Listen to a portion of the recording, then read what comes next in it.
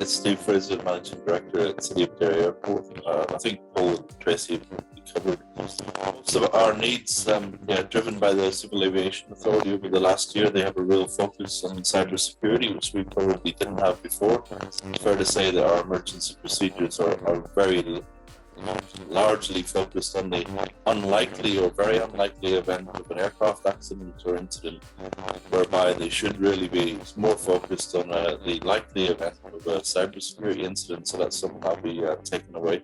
In terms of the pace of the course, for me, I thought day one was perfect. Day two, I was lost in large parts of it because of the technical element. But thankfully, Paul was there to decipher on behalf of the airport.